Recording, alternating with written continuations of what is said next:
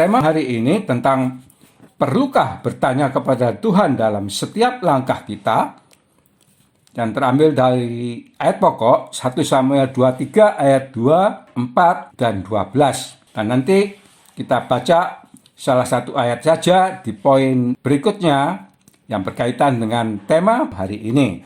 Perlukah bertanya kepada Tuhan dalam setiap langkah kita? Pertanyaan ini tentunya kita jawab, tentu perlu sekali kita bertanya kepada Tuhan dalam setiap langkah kita. Karena keadaan yang kita alami saat ini mungkin merupakan hasil dari keputusan yang kita perbuat masa lalu.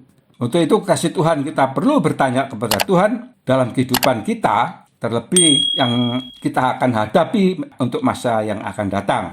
Kita melihat bahwa ada tingkat atau tahapan bertanya oleh manusia pada umumnya dan secara khusus pada satu saat tertentu. Tahapan bertanya itu, yang pertama, bertanya kepada sikon, situasi, kondisi. Pergumulan yang dihadapi oleh seseorang itu mungkin yang dihadapinya bisa memperoleh sikap atau respon yang berbeda-beda. Karena seseorang itu mungkin mengalami pergolakan batin atau pergolakan pertanyaan-pertanyaan di dalam hati melihat sikon, situasi kondisi yang melingkupinya. Pertanyaannya itu yaitu mungkin pertanyaan demikian. Mengapa hal ini terjadi atasku? Mungkin bisa juga menyalahkan keadaan orang lain dan lain sebagainya. Bahkan mungkin juga bisa menyalahkan Tuhan. Seseorang bila berlarut mengalami situasi kondisi yang tidak mengenakan, yang mungkin dihadapinya sangat berat, bisa dapat menyebabkan tekanan atau pergolakan dalam batin seseorang. Kita tahu dan melihat tentang kisah Ayub, orang yang saleh pada saat itu dia mengalami pergumulan yang sangat berat sekali. Ayub sebagai manusia biasa, dia sebelum lebih mengenal Tuhan, pada saat mengalami pergumulan atau pencobaan atau ujian dari sisi Tuhan, mungkin dia mengalami yang terlalu berat. Dan kita tahu ya pastinya berat sekali. Dia kehilangan anaknya yang 10 orang. Dia menuliskan dalam kitab ini yang tertulis mengatakan demikian. Mengapa aku dilahirkan ke dunia dan aku kok bisa hidup? Artinya dia menolak kelahiran dan kehidupannya pada saat dia mengalami pergumulan yang sangat berat itu. Kita tahu akhir kisah selanjutnya bahwa akhirnya Ayub mendapatkan pemulihan dari Tuhan. Karena Ayub mengerti dan lebih mengenal Tuhan. Dan dia mengatakan, aku sekarang mengenal Tuhan sendiri, bukan dari kata orang. Jadi Ayub mengalami suatu tingkatan kehidupan rohani yang lebih tinggi. Tentu setiap orang pergumulannya itu berbeda-beda. Karena seseorang itu mengalami pergumulan yang berat, tapi orang lain mengatakan, oh itu ringan. Jadi berbeda. Tapi setiap pergumulan seseorang itu pasti bagi masing-masing dianggap pastinya berat sekali. Artinya bukan masalah remeh. Kita tahu bahwa Allah tidak mencobai manusia lebih dari kekuatannya. Yang mari kita baca dalam 1 Korintus 10 ayat 13. Pencobaan-pencobaan yang kamu alami ialah pencobaan-pencobaan biasa yang tidak melebihi kekuatan manusia. Sebab Allah setia dan karena itu ia tidak akan membiarkan kamu dicobai melampaui kekuatanmu. Pada waktu kamu dicobai, ia akan memberikan kepadamu jalan keluar sehingga kamu dapat menanggungnya.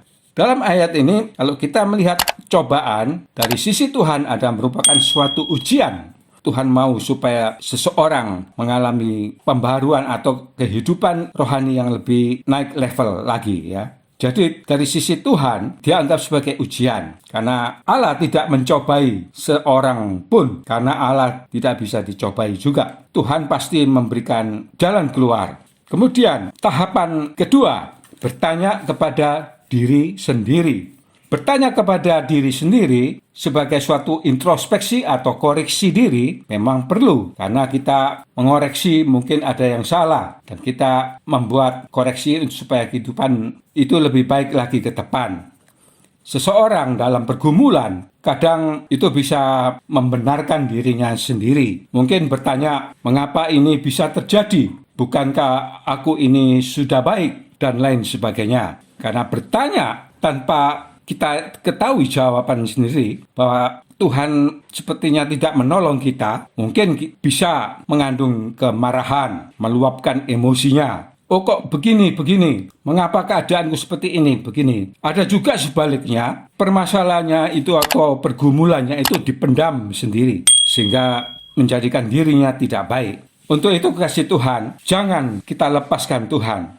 Karena kalau kita bergumul dengan kekuatan sendiri, atau kita bergumul dalam pertanyaan-pertanyaan yang tidak terjawabkan, mungkin dunia bisa menawarkan tawaran-tawaran sebagai jalan pintas. Mungkin tawaran-tawaran keuangan, misalkan, mungkin mengalami kesulitan kemudian ditawari untuk berbuat pencurian, ataupun mengadakan persepakatan korupsi, dan lain sebagainya.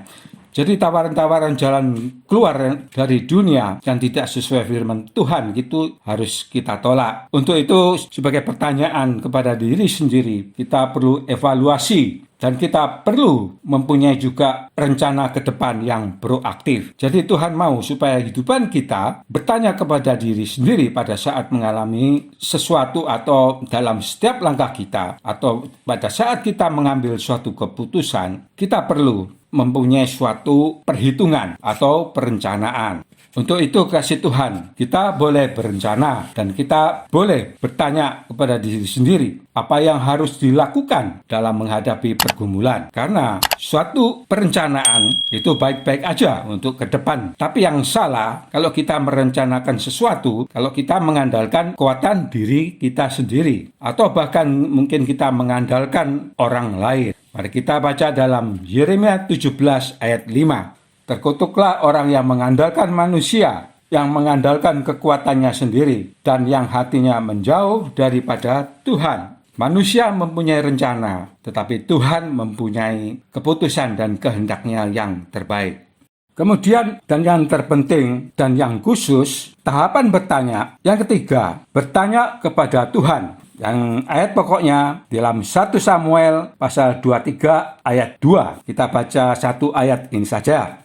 Lalu bertanyalah Daud kepada Tuhan, apakah aku akan pergi mengalahkan orang Filistin itu? Jawab Tuhan kepada Daud, pergilah, kalahkanlah orang Filistin itu, dan selamatkanlah Kehila.